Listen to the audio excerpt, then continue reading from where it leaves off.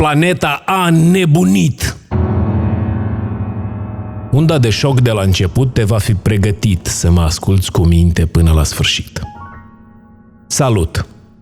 Noi ne-am mai întâlnit, dar altcândva. În altă lume, în alte vremi. Altundeva.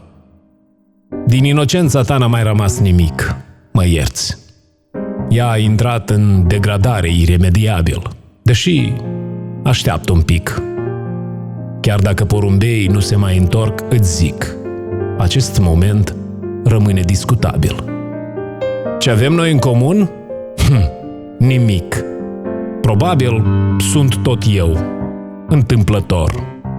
Chiar dacă îndrăznesc să-ți spun că mi este dor. Un pic. E carnaval cum ăștia aici. Și toate sunt făcute să se strice. Acei ce vor în slăvi să te ridice, în 5 minute înghimpați de frici, te vor băga în mormânt și, cum s-ar zice, nici n-or clipi din ochii lași și mici. Vei întâlni experți. Ei le vor ști pe toate. Vei da de intelectuali analfabeți și mii de educați fără moralitate te vor purta prin nedreptăți, jurând că au dreptate, spre minunate noi societăți. Permite-mi să îți dau un sfat. E necerut, dar bun. Esențial. E unul ce ar putea să te salveze de îndobitocire. Decât să fii un fericit condiționat social, mai bine cereți dreptul la nefericire. Să experimentezi, așa cum faci acum, când cânți, pictezi, să nu te potolești. A fi e mult mai mare decât ești. Din oameni poți să faci orice, să știi.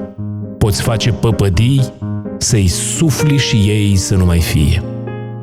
Unii mai tari, când vor avea păreri și bate vor alarme, vor fi carantinați, legal și fără arme. La 27 ai să vrei să ieși. Maltusienilor le-ai face vrerea. Fentează-i și respira adânc. Mergi împotrivă, nu le dărui plăcerea. Dorește-i morții moarte și reflectând un pic, mergi mai departe. Topoarele cioplesc tristețile din mine. În jocul ritmurilor simt că-s fericit. Moment în timp, sublim, din nebunie vine. Sunt un poet de secol ipocrit. Întreabă, cere, îndrăznește, bate. Naturile ascunse dă-le în căutări. Treci dincolo de zid realități fardate. Decât răspunsuri false, mai bine întrebări. După plecarea ta să nu te îngrijorezi. Lumea din nou va învăța să cânte. Și va greși, și va uita, și în lupte inutile o să se avânte. Și iar, trăgând de ațe nerozi de speță înaltă, dorii vor să înspăimânte destine la oaltă. Și vor rânji malefic și bate vor din palme, iar plebea, în surdină, va recita sudalme. Dă-mi voie să închei, să te îmbrățișez frățește și să-ți mai spun ceva ce mi-a șoptit Paren, profund prietenește.